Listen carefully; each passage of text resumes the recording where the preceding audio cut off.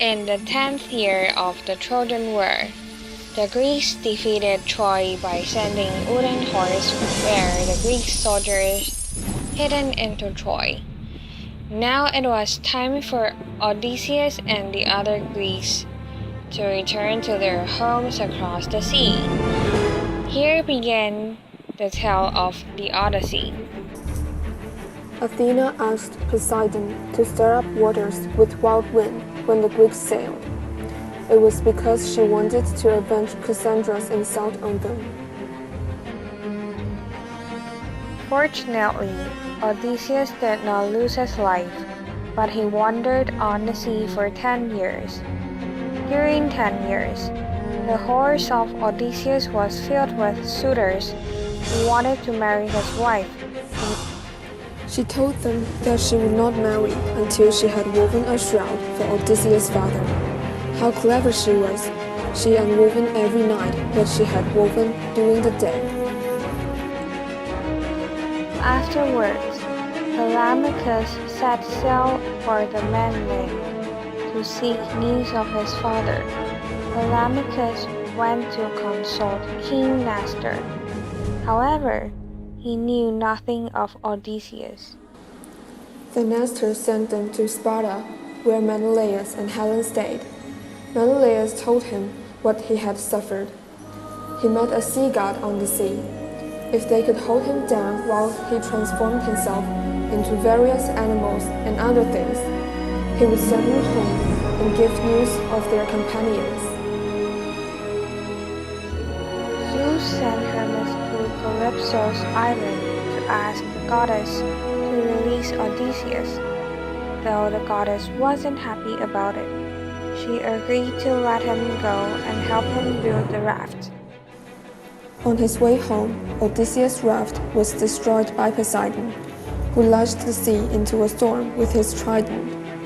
Days after, Odysseus was washed ashore.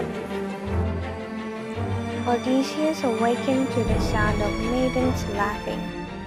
Princess Nausicaa of the Phaeacians had come down to the riverside to wash clothes. Odysseus approaches them, and Nausicaa was kind enough to instruct him how to get to the king's help in returning to his home. Odysseus told Phaeacians people what he had suffered after the Trojan War. They visited the lotus eaters. People there gave them flower food to eat. Then they lost all desire to return home. On another island, their visit was full of goat pens. Cyclops, who had 3 eyes, ate their man as his food.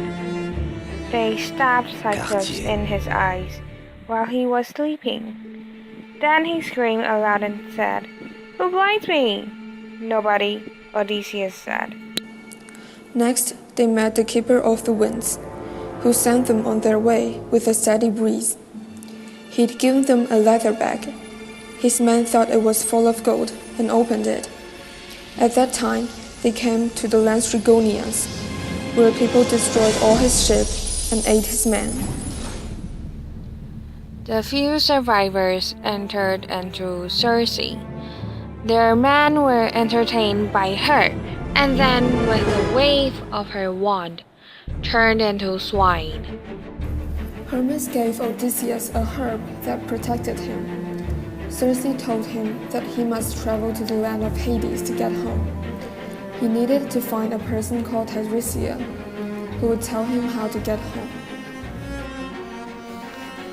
At sea once more, they had to pass the sirens, whose sweet singing lures sailors to death. Odysseus ordered the men to put wax in their ears.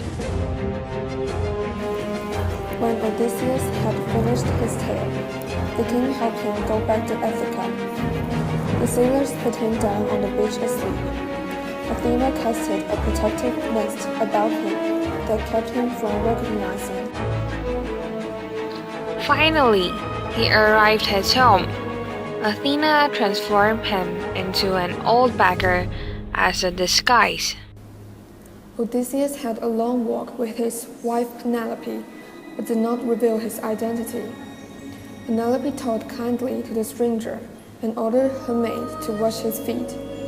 The maid, who was Odysseus' old nurse, noticed a scar on his foot. Odysseus had been hurt by a wild boar while hunting. After a few days, Odysseus told his son he was his father. Both of them started to plan to kick the suitors out of their house. Penelope held a contest in the house.